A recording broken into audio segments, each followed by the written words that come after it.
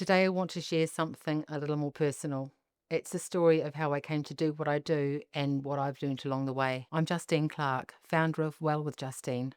I work with women who are ready to stop treating symptoms and start healing the whole picture: body, mind, and emotions. Together, we'll find practical, lasting solutions so you can get well, be well, and stay well. Remember, to be fully balanced, we need to address the six core elements of well-being: emotion, stress, blood sugars, hormones, immune system, and digestion.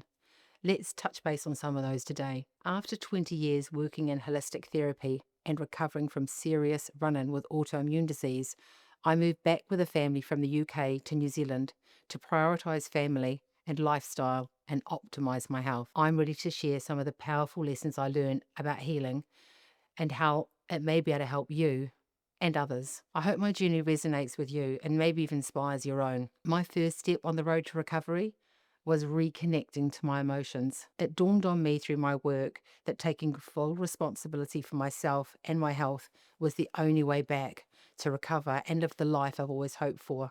We all have a story, and mine included parents divorcing, frequent childhood illness, and a burning need to achieve and succeed at the expense of my health. I couldn't understand how some people managed to burn the candle at both ends, but because my immune system was always running on empty, I simply didn't have the reserves. But now I understand it's almost irrelevant what someone else can or can't do. It's about finding out what my body's limits are and operating within those, and developing a self-care routine that keeps me in that healthy space. I'm the kid who collapsed at the end of the school cross-country race after giving it everything in the tank to pass the speedy Kim Wilkinson on the home straight. I literally couldn't fathom how other kids can let themselves take a break and walk for a bit. I always set out to do my very best.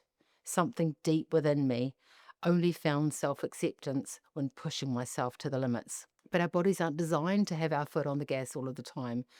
We need to use the brake pedal to take the bends and stop to avoid collisions. My healing journey is all about learning to look after myself, body and mind, and regulate my nervous system. By listening to the signs and the signals the body is kindly giving us, we can be present to our needs and meet them in the here and now. Are your shoulders and neck tight? That may indicate you're getting stressed and need a break. Are you starting to feel irritated or unable to focus? Perhaps your blood sugars are out of balance and you need to hydrate or have a snack. Are you bloated after a meal? Maybe you ate something that your body didn't like. What can you try differently next time? The most common foods to cause irritation are wheat, dairy, nuts, and eggs. Why not play around with removing just one suspected culprit and see how you get on? Notice what your body is telling you. Make changes when it grumbles and start to feel when it's time to put your body back on charge. If you'd like to get some support in getting started, a wellbeing coach like me will provide clarity, hands-on therapy, coaching, and a roadmap for change. When it comes to your health, the body and mind are inseparable, in the same way that our stress and hormones are intrinsically linked too. When we're stressed and busy, we're likely to be operating on adrenaline, and in response to that, the body makes extra cortisol to deal with it, which in turn steals bioresources in the body to balance your hormones properly. For example, instead of making progesterone, the soothing and smoothing sex hormone, the body makes cortisol to deal with adrenaline, which causes inflammation and irritation in the long term. I know what it's like. I was that person who chose to drink more coffee to keep me going during the day and more wine at night to wind down, rather than resting or finding ways to stress less. I couldn't understand how other people seemed to be able to fit it all in: a full working day, exercise, family life, and a party lifestyle. I thought my only problem was being able to manage my busy day better. But what I really needed to do was find ways to curate more manageable and balanced days for myself, punctuating the day with the small moments of self-care to ultimately provide great gains. What's one thing that you can do to create a greater awareness of your stress levels? What if you check in with your body battery? If it's below 50%, what can you do differently for the rest of the day to change that? For example, a 20-minute power nap can make all the difference. We literally are what we eat. So addressing nutrition was always going to be a key piece of the holistic puzzle. I started by cutting out wheat because I regularly had unexplained rashes, And that got me interested in the effect that food and drink was having on my body. I realized that no fad diet was going to fix my problems.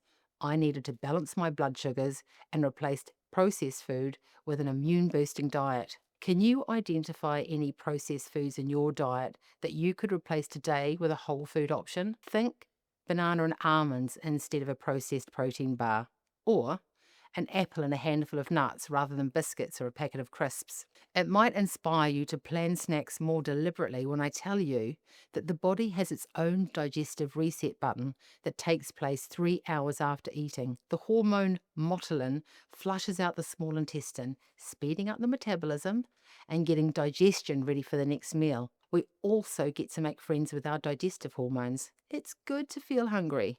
Then you've got a greater chance of noticing when you're full and feeling satisfied. My hot tip for sugar cravings after a meal is just wait 15 minutes to see if you still need the sweet treat. It's time to get a better understanding of and reevaluate your core beliefs that have you overdoing it in the first place. These emotion-based beliefs may have kept you safe in the past, but are they still serving you now? Or are they causing more issues and keeping you stuck? Take time to notice how you feel in response to challenging situations and begin to give yourself time to process and digest both your food and your thoughts. A simple way to do this is to sit down for your evening meal without a device or TV to distract you. Ultimately, if you're feeling under the weather, you are responsible for putting your oxygen mask on first in case of emergency. And why not extend that metaphor and take responsibility before there is an emergency? You alone have the power to make change. Your health is your wealth, and you don't need a new job to earn more health.